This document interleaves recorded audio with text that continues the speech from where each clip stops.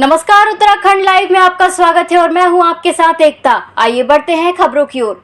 विश्व स्वास्थ्य दिवस के अवसर पर डीएलएफ फाउंडेशन ने जिला चिकित्सालय को सिटी स्कैन मशीन भेंट की, जिसका उद्घाटन मुख्यमंत्री पुष्कर सिंह धामी ने किया।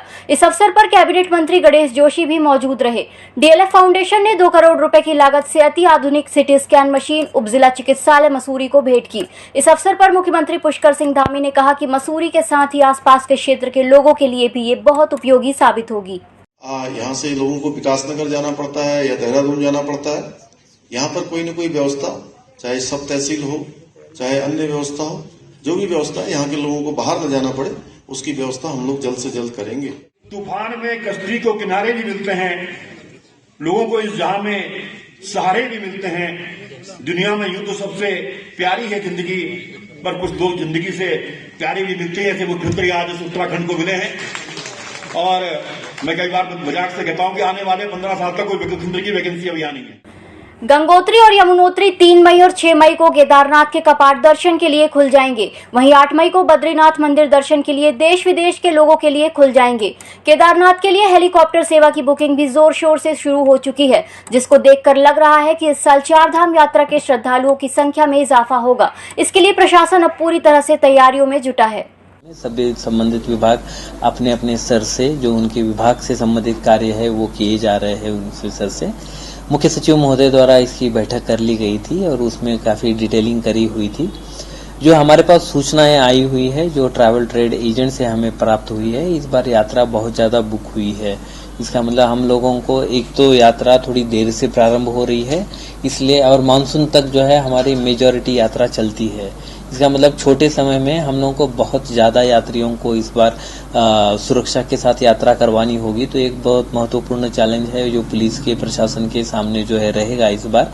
तो उसको देखते हुए अतिरिक्त जो भी उनको संसाधन चाहिए या सुविधाएं चाहिए, विभागों की सेवाएं चाहिए, इसके संदर्भ में हर किसी को निर्देश दिए गए हुए थे।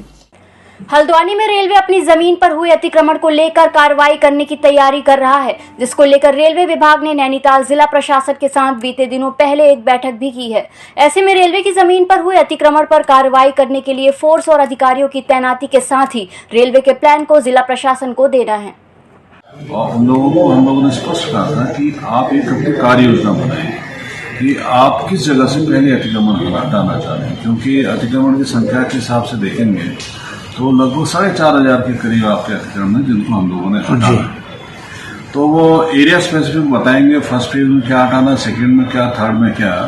तो और मैन पावर अपना कितना वो डिप्लॉय करेंगे और साथ ही साथ जो रिसोर्सेज उनको चाहिए, जैसे भी मशीनें चाहिए या फिर उसको एक बार अतिक्रमण तोड़ने के बाद उसका डिस्पोजल कहाँ होगा उसका।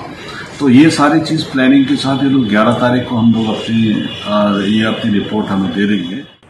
सरोवर नगरी नैनीताल उत्तराखंड हाईकोर्ट ने राज्य आंदोलनकारियों को सरकारी सेवाओं में 10% क्षैतिज आरक्षण दिए जाने के मामले पर सुनवाई की, जिसमें लगभग 6 दर्जन से अधिक नौकरी कर रहे आंदोलनकारियों पर नौकरी का खतरा मंडराने वाला है। किच्छा कोतवाली क्षेत्र अंतर्गत में विगत दिनों कांग्रेस नेता गुलशन सिंधी पर हुए हमले का कोतवाली पुलिस ने खुलासा किया है। पुलिस ने इस मामले में 3 लोगों को गिरफ्तार किया है, जबकि एक अन्य फरार चल रहा है। वहीं दूसरी ओर आरोपी पुलिस के सामने ही अपना परिचय देते हुए नजर आ रहे हैं, जिसको लेकर कई तरह के प्रश्न चिन्ह खड़े हो रहे हैं।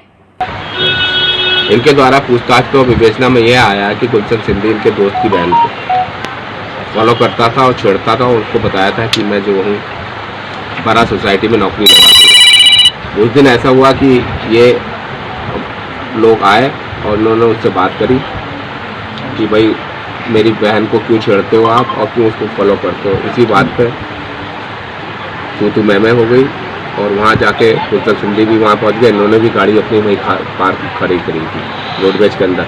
वहाँ मारपीट हो गई, इनके द्वारा उनकी से मारपीट की गई। इनके द्वारा ये अपने बयानों में कबूल किया गया है। बताया कि एक लड़की का मामला उसमें जोड़ा गया। मैं आपको बताना चाहूँगा, जिस दिन ये कार्य हुआ उसके अगले दिन जब हम धरने पे बैठे थे, एक भाजपा के वरिष्ठ कार्यकर्ता आए और उन्होंने मेरे को बताया कि हम लोग वहाँ बैठे हुए थे, वहाँ पर ये रणनीति चल रही है कि इससे कैसे बचा जाए, इसमें किसी लड़की को इन्वॉल्व किया जाएगा। इस तरीके का अंदेशा उन्होंने मेरे को पहले ही दे दिया था और वही आज पुलिस ने करा है। सीओ साहब इस पद पर रहने लायक क्या, इस वर्दी में रहने लायक नहीं है। मैं पूरा आरोप लगाता हूँ और खुला चैलेंज करता हूं सीईओ साहब को कि इस मामले में मैं डिबेट पर आ जाए। अगर ये गोपनीयता की बात कर रहे हैं लड़की। कांग्रेस के प्रदेश कार्यालय में सदस्यता अभियान को लेकर बैठक की गई। उत्तराखंड उन 4 राज्यों में से है जहां चुनाव में मिली हार के बाद कांग्रेस एक बार फिर अपने आप को मजबूती देने का काम कर रही है। इसी क्रम में कांग्रेस सदस्यता अभियान को लेकर जागरूक है और उत्तराखंड में आगामी चुनाव को लेकर भी कार्य कर रही है। इसी के चलते कांग्रेस अपने सदस्य बढ़ाने के लिए सदस्यता अभियान की तरफ एक बार फिर अपना रुख कर रही है। कांग्रेस के सदस्यों में कमी नहीं है, कांग्रेस के लोगों में भी उत्साह की कमी नहीं है कि ठीक है हमें हार मिला है और हार जो जनता का जो जनादेश है उसका हम लोग सम्मान करते हैं, लेकिन ये उत्साह की कमी नहीं, क्योंकि एक हम विचारधारा के हिसाब से चलते हैं। उस विचारधारा की थोड़े समय के लिए हम लोग हो सकता कमज़ोर हैं, लेकिन देश वापस उस विचारधारा की तरफ आएगा। उस विचारधारा को हम लोग को मजबूत रखना है, उसके लिए हम लोग का तमाम सदस्य हर जगह उत्साह में है और सदस्यता हम लोग का हर जगह बढ़ा है। तो हम लोग उस चीज़ के लिए हम लोग तैयार हैं। हम लोग को अगर कोई परेशानी है, क्योंकि हम लोग छोटे समय के लिए हम लोग कोई भी कीमत देने को तैयार हैं, लेकिन हमारा जो विचारधारा उससे हम लोग कॉम्प्रोमाइज़ करने के लिए तैयार नहीं। देहरादून के होटल मधुबन में एक कार्यक्रम में देहरादून की प्रसिद्ध कवित्री डॉक्टर इंदु अग्रवाल जी की पुस्तक अंतर्मन से का लोकार्पण किया गया। कार्यक्रम में मुख्य अतिथि परमार्थ निकेतन के परमाध्यक्ष स्वामी चिन्मयानंद मुनि जी महाराज रहे।